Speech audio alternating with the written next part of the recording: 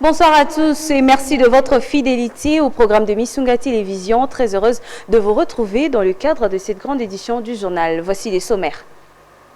En tête à tête, le chef de l'État, Félix-Antoine Tshisekedi, a échangé avec le président de la commission de la communauté des États de l'Afrique centrale à la table de leur discussion. Une réunion sécuritaire dans la sous-région a fluté les précisions dans ce journal. Un réseau mafieux opérant à Kinshasa en vente illégale de carburant a été démantelé par la brigade pour protection environnementale. Vous le verrez dans ce journal. Et puis en sport, Jean-Jacques Ndala fera son entrée en lice comme quatrième arbitre dans le match qui opposera Chelsea à Los Angeles dans le cadre de la Coupe du Monde de clubs. Bienvenue à toutes et à tous. Comme annoncé au sommaire, le chef de l'État, Félix-Antoine Tshisekedi, a reçu le président de la commission de la communauté économique des États de l'Afrique centrale à la Cité de l'Union africaine ce mardi 17 juin 2025. Les deux personnalités ont échangé sur la nécessité de tenir une réunion de haut niveau en République démocratique du Congo. Les commentaires avec Lionel Ngolo. Ce mardi, à la Cité de l'Union africaine à Kinshasa, le président de la République, Félix Tshilombo, a reçu M. Gilbert Piadad, président de la Commission de la Communauté économique des États de l'Afrique centrale. Accompagné du ministre congolais de l'intégration régionale, Didier Mazenga, je citais, qui a indiqué par ailleurs que cette séance de travail découle de la volonté des chefs d'État, de gouvernement de la SAEC d'organiser une réunion de haut niveau en République démocratique du Congo pour trouver une solution idoine à la situation de la transhumance en Afrique centrale. Dans la perspective de remédier à cette gangrène régionale, le président de la commission de la SAEC a rencontré quelques autorités congolaises, parmi lesquelles deux ministres, avant de venir présenter les rapports de sa démarche au chef de l'État. Pour sa part, le ministre Mazenga fait savoir que 3 jours de réunion seront organisés avec le président de la commission et les experts de différents ministères sectoriels du pays de la SAEC ou non concernés pour la transhumance. L'issue de ces assises, rappelons-les, sera soumise au chef de l'État et au gouvernement de la SAEC. Puis, en bref, un incendie s'est produit à l'aéroport international de Njili ce mercredi 18 juin 2025 avec comme dégâts matériels une voiture-véhicule a pris feu sur le tarmac, mais pas de mort à signaler selon le témoin sur place. Voilà tout pour la situation. Nous en reviendrons dans nos prochaines éditions. Poursuivons ce journal. Une année du gouvernement souminois, le ministre de l'économie, Daniel Mukoko Samba, est revenu sur les accomplissements de ce dit gouvernement, jugé selon lui positif, mandaté par la chef du gouvernement pour communiquer sur les avancées chiffrées dans ce domaine. Le ministre a fait le plein en évoquant les réalisations déjà enregistrées. Précision avec Jean-Luc Niati. À l'occasion du premier anniversaire du gouvernement Judith Souminois, le ministre de l'économie Daniel Mukoko Samba a dressé un bilan qu'il juge positif en abordant plusieurs secteurs. Premièrement, la baisse des prix des produits pétroliers, une baisse substantielle. Le prix du litre du carburant dans la zone ouest est repassé en dessous des 3000 francs. Et cette baisse des prix des produits pétroliers a été également suivie par la maîtrise des manques à gagner dus aux pétroliers de 89%, passant d'une moyenne de 280 millions de dollars pour l'année 2023 à 31 millions de dollars pour l'année 2024. Notez que le programme du gouvernement se résume en 6 piliers dont la construction d'une économie diversifiée et compétitive, la protection du territoire national et la sécurisation des personnes et leurs biens. Cependant, ce discours optimiste reste à confronter à la réalité quotidienne de nombreux Congolais où la vie demeure toujours chère et les attentes nombreuses.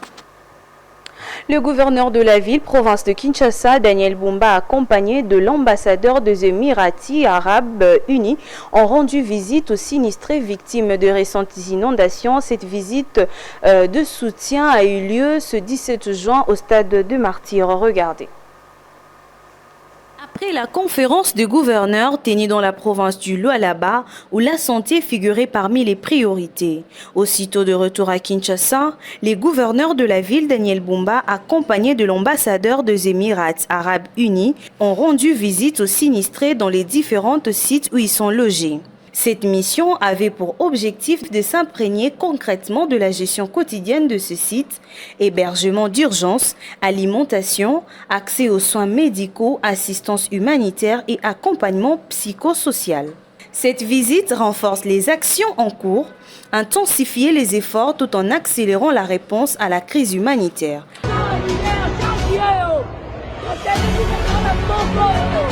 Ici est de rappeler que c'est dans le cadre de rétablir la dignité de familles sinistrées et leur permettre de retrouver une vie meilleure dans un bref délai. Un mot de religion, béatification du Congolais Floribert Bwana-Tchiou par le pape Léon XIV présente à cette cérémonie. La délégation conduite par le porte-parole du gouvernement a salué ce mérite. Patrick Mouyaya présente ces derniers comme un modèle d'intégrité pour le jeune Congolais. On l'écoute dans un extrait de Lionel Smith-Ngolo. C'est un grand jour pour la République démocratique du Congo de voir que pour la 4e fois dans l'histoire, un de ses fils a été considéré comme un modèle mondial en termes d'intégrité et de lutte contre la corruption, dans un contexte où vous savez que la région où il opère est encore une région qui est en proie à la violence. Et donc vous avez vu que nous sommes une forte délégation gouvernementale parce que la ministre des Droits humains a porté le dossier en Conseil de ministres et le président de la République a estimé qu'il était essentiel pour nous de faire les déplacements de Rome à côté de sa communauté Saint-Egidio, mais aussi de tous les frères et fidèles catholiques pour assister à cette messe de béatification qui vient reconnaître un parcours, reconnaître un engagement. 26 ans, on aurait pu facilement céder au piège de la corruption. 26 ans, on aurait pu s'y préserver. Mais le choix qu'il avait fait de préserver la vie des autres en adoptant une posture ferme contre la corruption, je pense qu'aujourd'hui c'est un élément essentiel qui doit enseigner les jeunes, non pas seulement en République démocratique du Congo, mais aussi les jeunes à travers le monde. Donc pour nous, en tant que compatriotes de Floribert, nous sommes honorés d'être témoins de cette cérémonie de béatification. Pour clore la polémique au sujet du massacre de civils à Moba dans le Tanganyika, l'auteur de cette information, l'honorable John Banza, revient sur ses propos qui ont induit en erreur la classe politique. John Banza évoque les malentendus sur le chiffre avancé. Écoutons-les. L'information relayée par le président de l'Assemblée nationale a été reçue de notre part. C'est le président de la société civile de Moba qui a alerté les caucus des députés nationaux qui, à leur tour, ont communiqué au président de l'Assemblée nationale. En fait, il s'agit d'un drame réel qui se déroule depuis quelques années et que les chiffres évoqués est un chiffre cumulé depuis que les atrocités ont commencé vers les années 2020 jusqu'à aujourd'hui. Donc il ne s'agit pas d'un massacre d'une seule journée ou de 2 jours ou de 2 semaines. Donc c'est sur cette période que ces drames s'est produit. Nous devrions apporter cette précision que nous n'avions pas au moment où on a communiqué avec le président. Donc le président de l'Assemblée nationale n'est pour rien dans cette communication. Donc il a fait écho de ce que nous lui avons dit et le président de la société civile avait omis de nous donner cette précision qui est très importante. Nous remercions le président de l'Assemblée nationale qui est très sensible aux difficultés, aux problèmes qui touchent nos populations, qu'il est vraiment engagé pour chercher les solutions de paix et de développement de notre pays. Changeons de chapitre dans ce journal. Lors d'une opération menée à Kinshasa, la brigade pour la protection environnementale a déjoué un réseau de vente illégale du carburant. Cette exécution a été menée ce 16 juin dans la commune de Limete. Regardez. La Brigade pour la protection de l'environnement et du bien-être social de Kinshasa a démantelé un réseau de vente illégale de carburant à la 17e rue Limité. Un réseau opéré dans un espace attribué à la société Zénith pour le stockage des matériaux de construction. Plus de 1000 tonnes et plusieurs camions citernes de carburant ont été saisis. Pris le main dans le sac, aucun d'eux s'avoue coupable.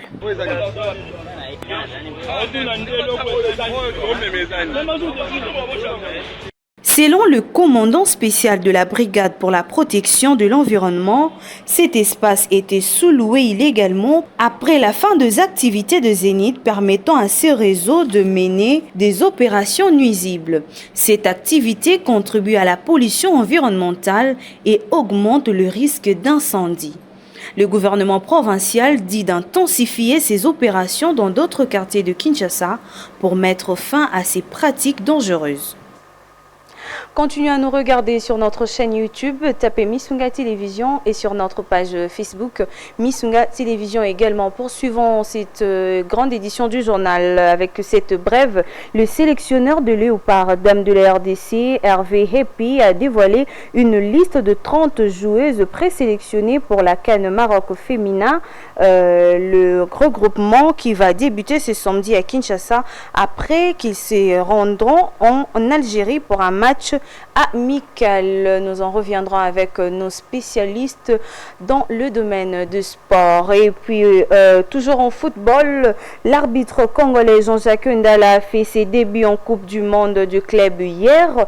Match soldé sur le score de 2-0 en faveur de Chelsea face à Los Angeles, au cours duquel le Congolais a officié comme 4e arbitre. Le retour sur le parcours de Jean-Jacques Ndala avec Daniel Anto.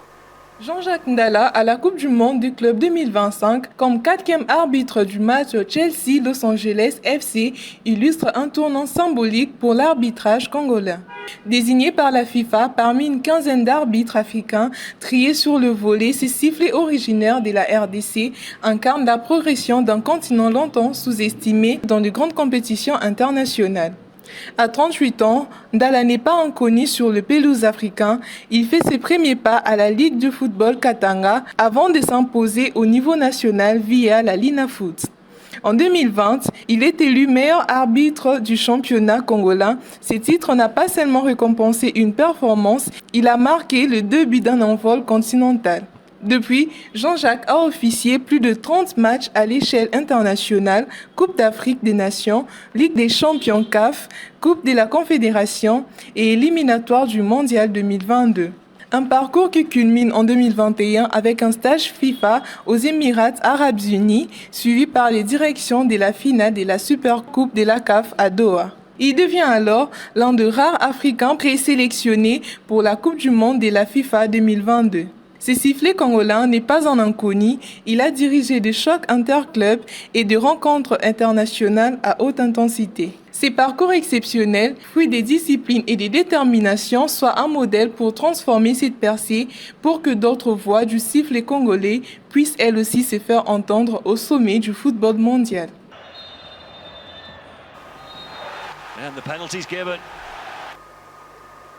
Place à présent à la revue de presse.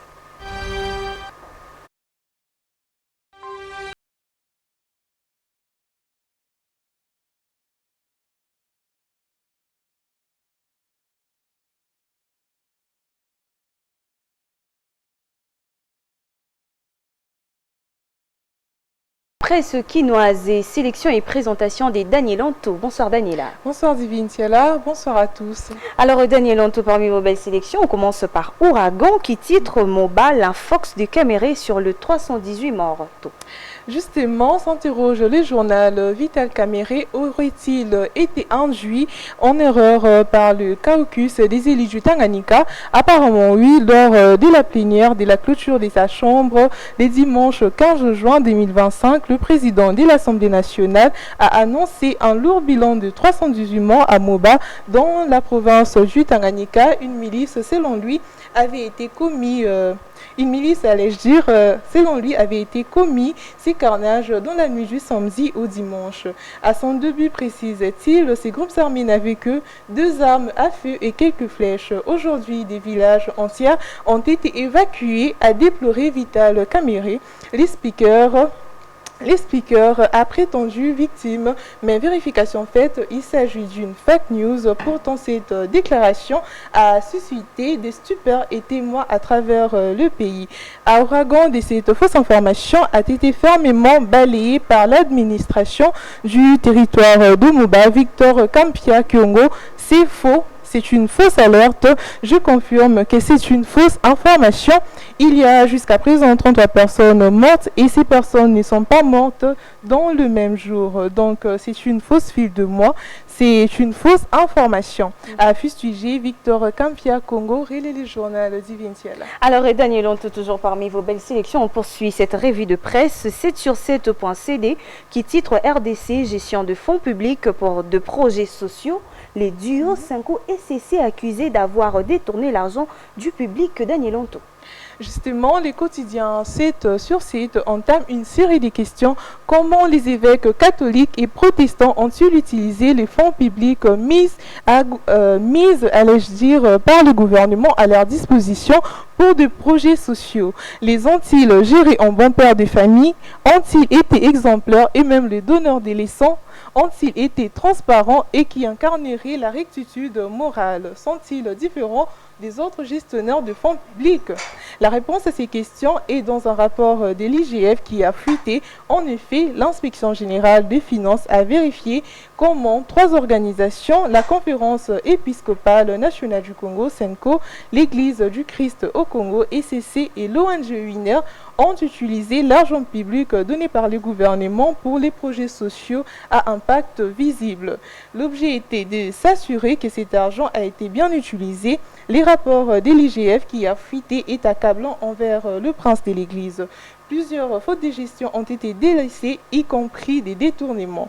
Des irrégularités importantes sur un total de 55,92 millions de dollars, près de 25,6 millions de dollars, donc 45% pose problème. L'IGF a trouvé des dépenses sans preuve, de primes ou salaires non autorisés, de l'argent utilisé pour une autre chose, allais-je dire, qui est prévu, des cas possibles de détournement, affaire à suivre, dit Vinciala.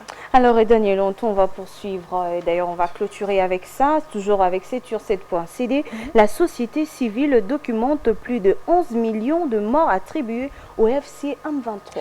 Tout à fait, la société civile Force Vive de la province du Nord Kivu a publié une déclaration alarmante documentant les crimes commis par le M23 AFC dans les zones sous leur contrôle. Du 1er janvier 2025 à ces jours, les coordinations territoriales et urbaines de cette structure citoyenne estiment à plus de 11 000 nombre de personnes tuées par cette rébellion. Ces bilans a été présenté lors d'une réunion responsable de ces coordinations tenue à Oicha, chef-lieu du territoire des Bénis, le samedi 14 juin 2025.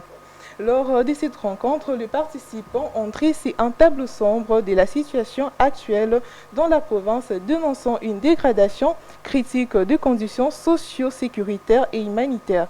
Cette détériorisation se manifeste par une série de violations graves. Conclut les journaux d'Ivintiala. Ça sera tout pour la revue de presse. Merci beaucoup Daniel Onto pour cette très belle présentation. Merci et sélection de la revue de presse. Merci beaucoup. C'est par ce mot que nous allons clôturer cette grande édition du journal. Merci à toutes et à tous de nous avoir suivis. Merci au chef d'édition Lionel Ngolo et merci au réalisateur Elohim Kankolongo. On se retrouve très prochainement.